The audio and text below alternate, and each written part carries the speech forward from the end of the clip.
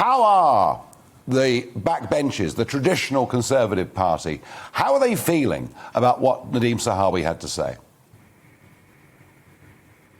Well, I'll tell you what, Nigel, they were very dispirited at the start of this week. However, midway through this week, something happened that changed their minds. And I was speaking to one rebellious Conservative MP this morning who told me that he now believes that if a vote were to be brought on vaccine passports in September, the government would lose it. And this is because just 2 days ago, the Liberal Democrats decided that they would oppose vaccine passports. And not long after that, the Labour Party, a big surprise to a lot of people, the Labour Party decided that they would oppose vaccine passports too, meaning that there's a real chance that the government could be defeated. I can tell you tonight that 43 Conservative MPs have signed up to Big Brother Watch, a campaigning organisation, pro-privacy campaign, that 43 Conservative MPs have signed up to their campaign to prevent vaccine passports. And of course, 43 Conservative MPs would wipe out the Conservative majority of 80, because all you need is 40 MPs to change their vote, to vote to the other side, to wipe out that 80-seat majority. Yeah, that's really interesting. And suddenly, I mean, Labour, who throughout the pandemic have sort of said, well, let's do even more than the government, let's be even more cautious than the government. This shift of position from Keir Starmer, what's behind that? Is this purely political? Is it Sir Keir, sharpening up his political credentials?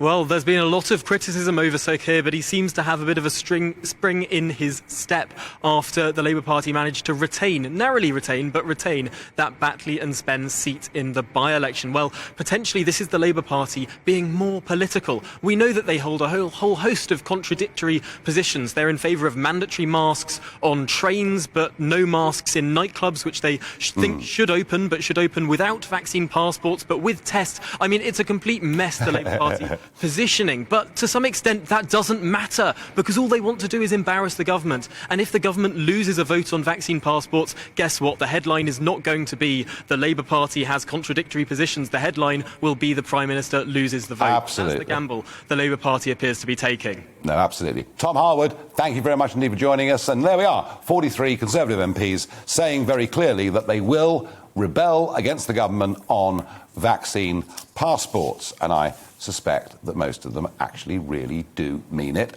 and will stay with that position.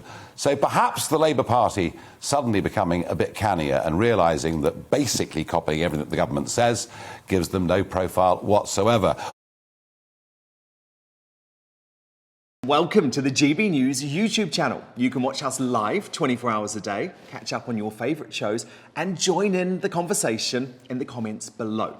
Don't forget to subscribe and you'll never miss any of our exclusive content.